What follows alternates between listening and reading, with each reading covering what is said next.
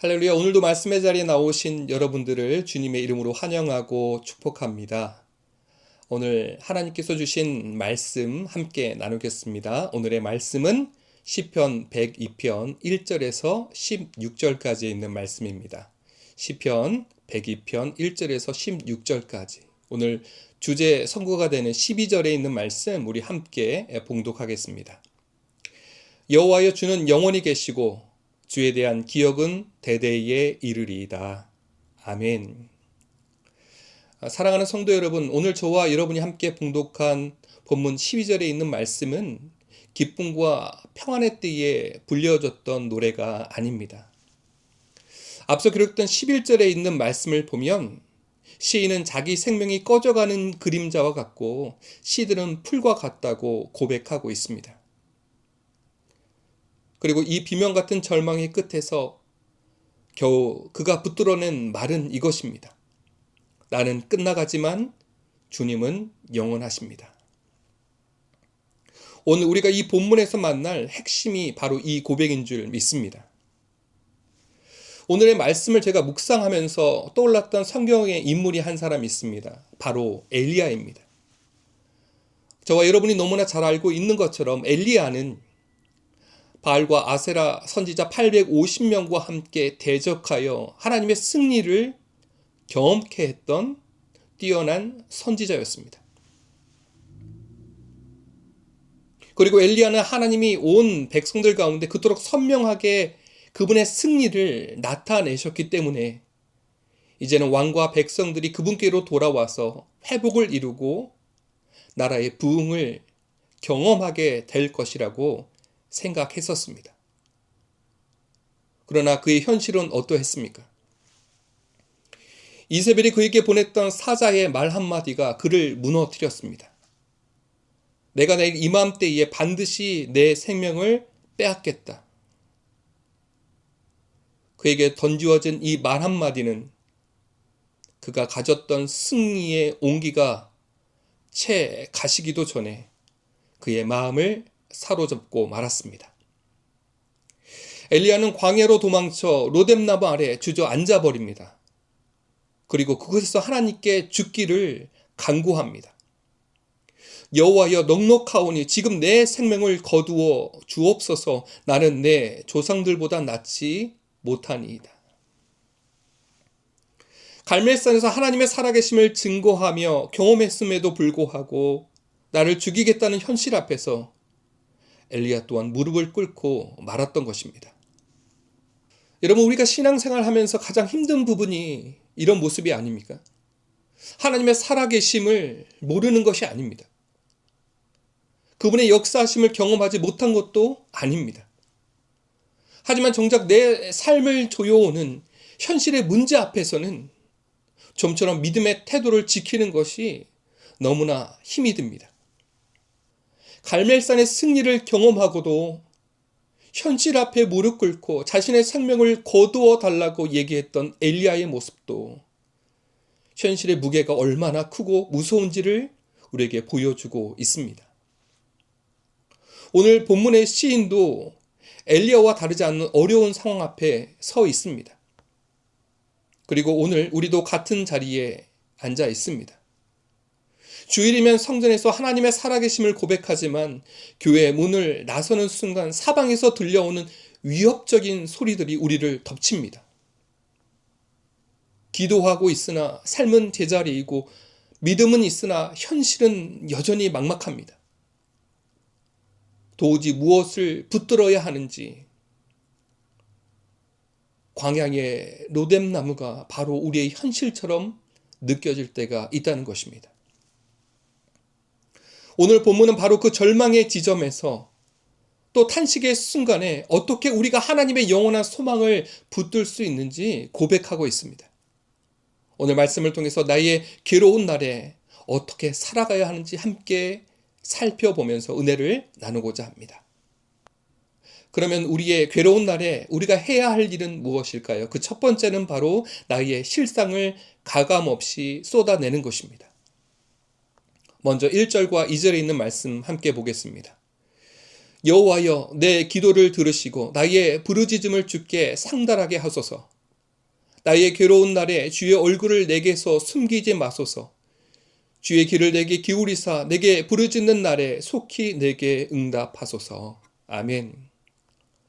오늘 보면 1절과 2절을 보면 시인은 들으시고 상달하게 하소서, 숨기지 마소서, 기울이사 속히 응답하소서라고 5번이나 하나님께 매달리고 있습니다. 그가 지금 경험하고 있는 현실이 녹록지 않고 참으로 수고롭다는 것을 이야기하는 것입니다. 그래서 시인은 자신의 심경과 고통을 3절로부터 쭉 기록하고 있습니다. 3절 함께 보겠습니다. 내 날이 연기같이 소멸하며 내 뼈가 숯같이 탔음이니이다. 성도 여러분, 시인은 지금 자신의 인생이 연기처럼 소멸하고 있다고 고백하고 있습니다. 연기는 형체는 있으나 잡으려고 하면 흩어지는 것이지요. 내가 그토록 애쓰며 쌓아온 삶의 의미들, 내 인생에 증명해주는 소중한 가치들이 이제 더 이상 내 손에 잡히지 않습니다.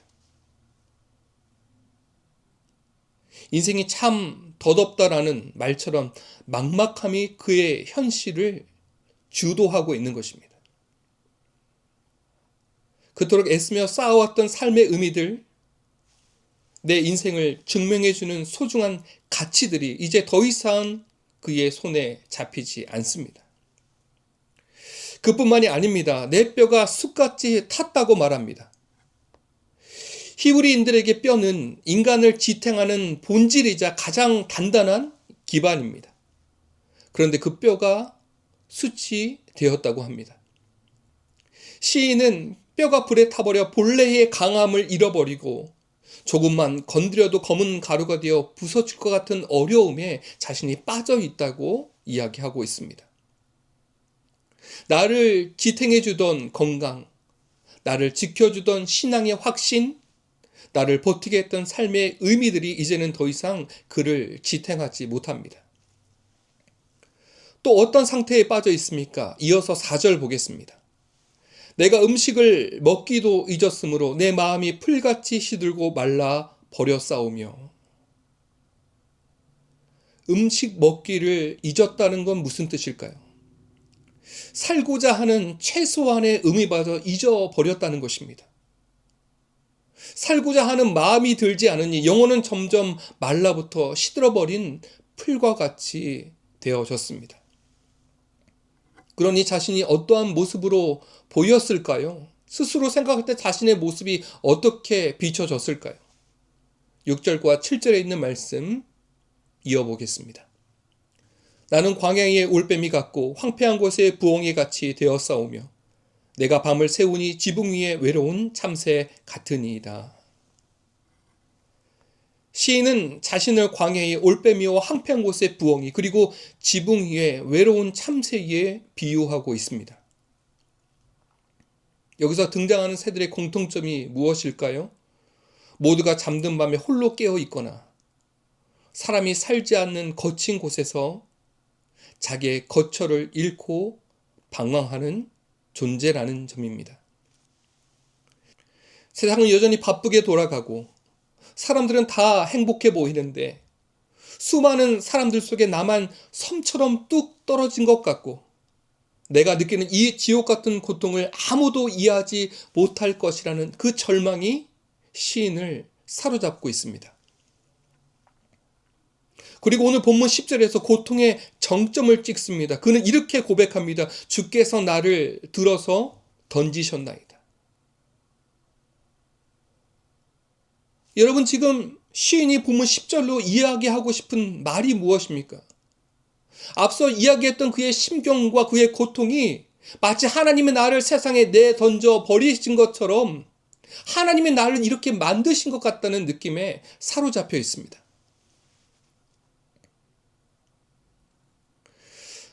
여러분, 믿음으로 살아가는 우리에게 있어 이보다 더 큰 고통과 어려움은 없습니다. 그러나 욥기를 보십시오. 욥은 자신에게 닥친 고통의 자리에서 자신의 생일조차 저주했던 사람입니다.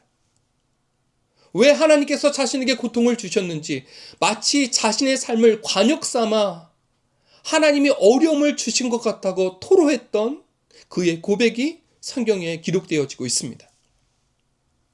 그리고 욥의 친구들은 그 말을 듣고 욥을 비난했습니다. 하지만 하나님의 반응은 어떠셨습니까? 내 종 욥이 너희와 달리 나에 대하여 바르게 말하였느니라. 무슨 말일까요? 하나님께서는 욥의 고통에 찬 고백을 정직한 신음으로 보셨다는 것입니다. 여러분, 아프다고 말하는 것은 불신이 아닙니다. 자녀가 부모에게 어려움을 솔직하게 고백하고 도움을 요청하는 것처럼 하나님의 자녀인 우리도 하나님 앞에 우리의 아픔을 설명할 수 있어야 하고 나의 어려움을 이야기할 수 있어야 합니다.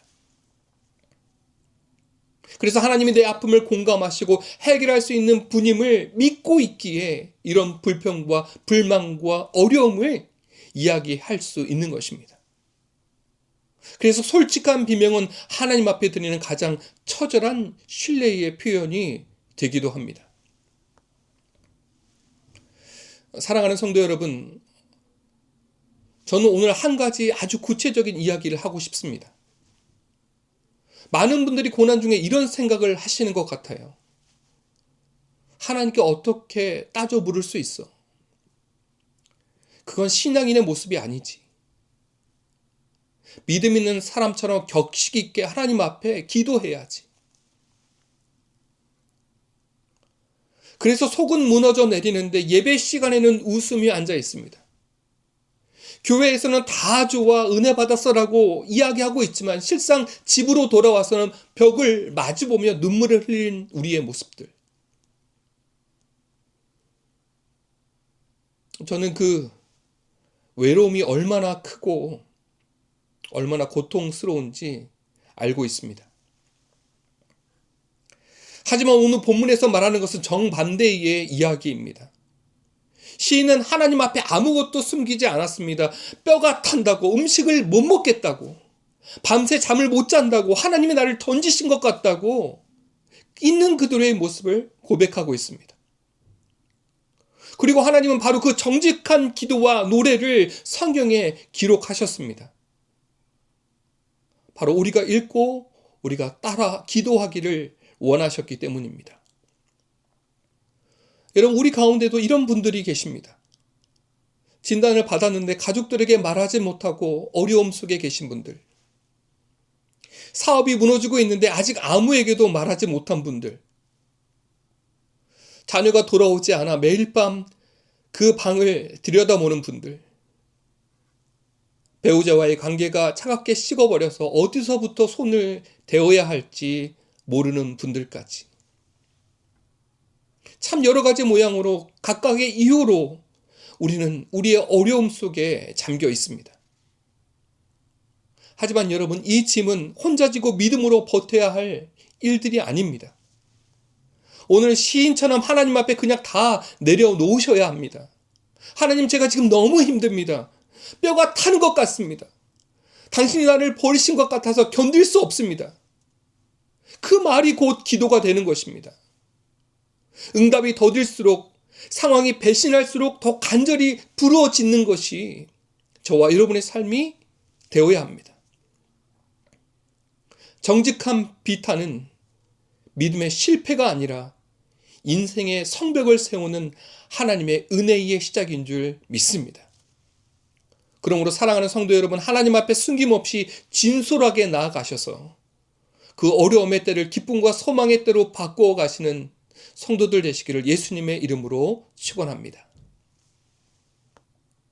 두 번째로, 우리의 괴로운 날에 우리가 해야 할 일은 무엇일까요? 그것은 바로 나의 유한함을 하나님의 무한함에 연결하는 것입니다. 오늘 본문 11절과 12절에 있는 말씀을 보면 이렇게 기록합니다.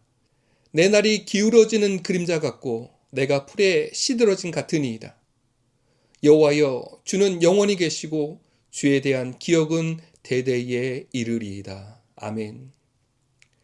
여러분 11절과 12절 사이에는 시편 102편의 전체에서 가장 중요한 반전의 내용이 들어가 있습니다. 두 절을 나란히 놓고 바라보면 이런 결론을 얻을 수 있어요. 11절 보겠습니다. 내 날이 기울어지는 그림자 같고 내가 풀에 시들어진 같으니이다. 11절은 나에 대한 고백입니다. 그러나 12절을 바라보십시오. 여호와여 주는 영원히 계시고 주에 대한 기억은 대대에 이르리이다. 하나님에 대한 선포가 12절에 기록되어지고 있습니다. 앞절까지 시인은 나의 고통과 나의 외로움과 나에 대한 절망에 사로잡혀 있는 모습이지만 12절로 돌아오는 순간에 시인의 시선은 나에게서 하나님께로 옮기워집니다. 나는 시드는 풀이지만 하나님은 영원한 보좌에 앉아 계십니다. 이와 유사한 말씀이 이사야 40장 8절에도 기록되어집니다. 풀은 마르고 꽃은 시드나 우리 하나님의 말씀은 영원히 서리라. 여기서 영원히 계시다는 것은 시간의 길이를 이야기하는 것이 아니에요. 하나님은 시간 위에 계시며 시간을 창조하시고 중화하시는 진정한 하나님이심을 선포하는 것입니다. 그래서 모세는 시편 90편에서 이렇게 고백합니다. 영원부터 영원까지 주는 하나님이시니이다. 사랑하는 성도 여러분, 내가 지금 경험하고 있는 이 고통은 삶의 폐허가 된 것 같은 절망일 수 있습니다. 하지만 영원하신 하나님의 관점에서 보면 그것은 결국 하나님의 선한 계획 속에서 스쳐 지나가는 과정에 불과합니다. 우리 인생이 시드는 풀과 같고 기울어지는 그림자와 같아도 우리의 믿음의 뿌리와 우리의 삶의 뿌리가 생명의 근원 되신 하나님 앞에 뿌리 내리고 있다면 여러분, 우리는 결단코 말라 죽지 않습니다. 우리의 기도는 하나님께 우리의 상황을 설명하는 보고서가 아닙니다. 나의 유한함을 하나님의 영원함으로 이어가는 은혜의 시간입니다. 히브리서 13장 8절은 우리에게 이렇게 이야기합니다.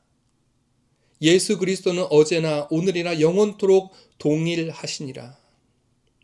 사랑하는 성도 여러분, 상황이 흔들릴 때 변함없는 그분께 인생의 닻을 내리십시오. 우리 인생은 세상에서 떠내려갈 수밖에 없지만 우리가 그리스도 예수의 마음에 삶의 닻을 내리고 그분과 함께 동행하기를 다짐한다면 세상의 풍파와 어려움을 이겨내고 꿋꿋이 하나님의 자리에서 그분의 영광을 나타내는 하나님의 권속들 되어질 줄 믿습니다. 마지막 세 번째로 우리가 괴로운 날에 무엇을 해야 할까요? 그것은 바로 하나님의 긍휼이 무너진 자리를 재건하는 것입니다. 이제 13절에서 16절까지 있는 말씀 함께 보겠습니다. 주께서 일어나사 시온을 긍휼히 여기시리니 지금은 그에게 은혜를 베푸실 때라. 정한 기한이 다가오미니이다. 주의 종들이 시온의 돌들을 즐거워하며 그의 티끌도 은혜를 받나이다. 이에 문나라가 여호와의 이름을 경외하며 이 땅의 모든 왕들이 주의 영광을 경외하리니 여호와께서 시온을 건설하시고 그의 영광 중에 나타내셨음이라. 아멘. 많은 학자들이 이 시편의 배경을 예루살렘이 무너지고 하나님의 도성이 수치를 당하는 참담한 상황으로 이해하고 있습니다.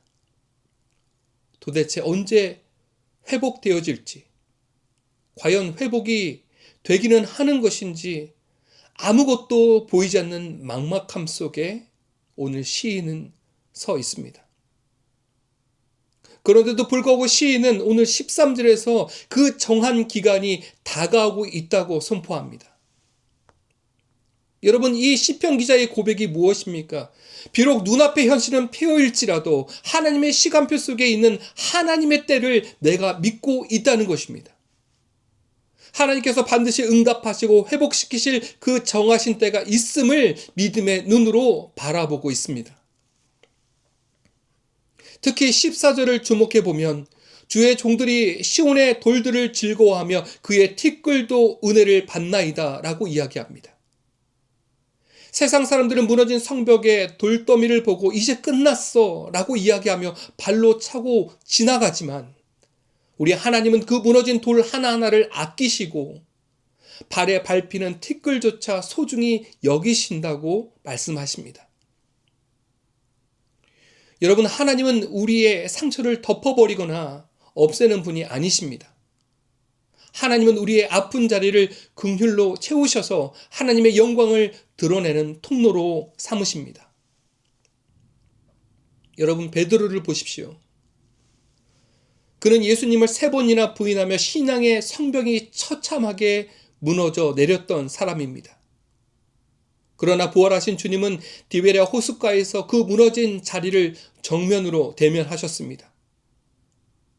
3번이나 부인했던 그 아픔의 흔적 위에 3번의 사랑의 고백을 입히시고 그 상처 입은 자를 초대교회의 반석으로 다시 세우셨습니다. 이 은혜는 본문 16절의 선언과 같습니다. 여호와께서 시온을 건설하신다. 모든 재건의 주체가 우리가 아니라 하나님이심을 밝히고 있습니다. 사랑하는 성도 여러분, 삶이 무너진 사람들이 할 수 있는 일은 2가지에 불과합니다. 하나는 내 힘으로 어떻게든 세워보려고 발부둥 치는 것과 아니면 다 끝났다고 포기하는 것입니다. 하지만 오늘 본문은 제3의 길을 우리에게 보여줍니다. 그 무너진 자리를 그대로 하나님 앞에 가져가라는 것입니다. 하나님이 건설하신다는 것은 내가 손을 놓고 구경한다는 뜻이 아닙니다. 하나님의 행하시는 재건의 역사에 내가 순종의 벽돌을 들고 참여하는 것입니다. 그러므로 성도 여러분, 무너진 자리를 먼저 하나님 앞에 정직하게 내어놓으십시오. 그리고 내가 할 수 있는 가장 작은 순종이 무엇인지 하나님 앞에 여쭤보십시오. 성벽 전체를 혼자 다 쌓으려고 하지 마십시오. 오늘 내 앞에 놓인 돌 하나를 들어 올릴 힘을 하나님께 구하십시오. 하나님의 긍휼이 역사하는 것은 완벽한 자리가 아닙니다. 바로 무너져 내린 그 현장입니다. 사랑하는 성도 여러분, 하나님의 정하신 기간이 우리에게 반드시 찾아올 것입니다.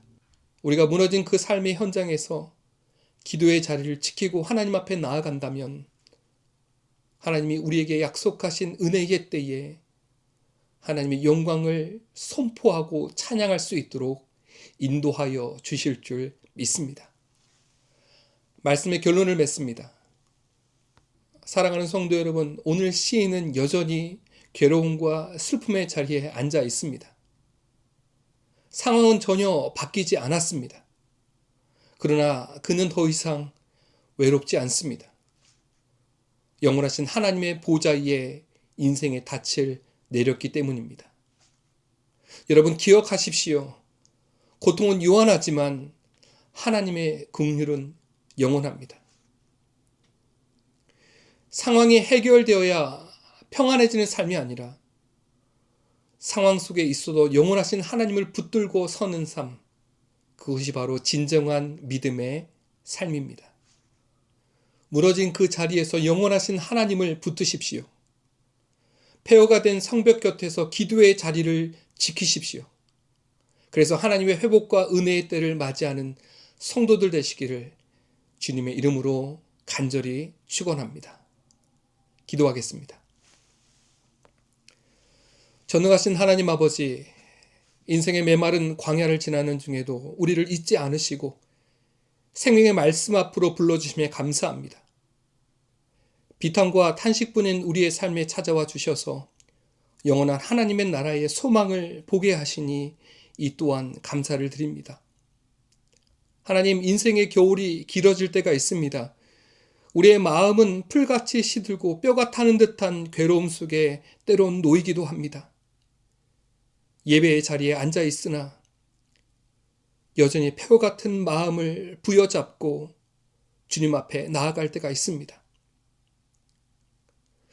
사랑의 주님, 간절히 구하오니 고난의 무게에 눌려 우리가 소망을 놓치지 않게 하여 주옵소서.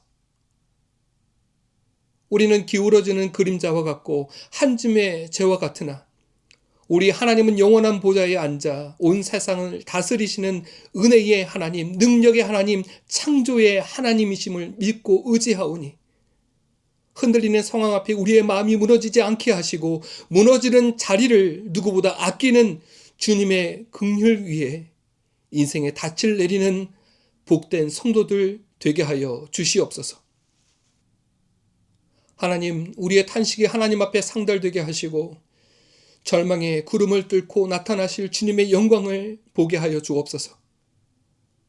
이제 성벽 전체를 보며 압도당하지 않게 하시고 오늘 내 앞에 놓인 돌 하나를 순종으로 들어올릴 하늘의 힘을 허락하여 주시고 무너진 인생을 다시 건설하시고 끝까지 우리를 붙드시는 주님과 함께 동행하는 삶이 되게 하여 주시옵소서. 예수 그리스도의 이름으로 기도하옵나이다. 아멘.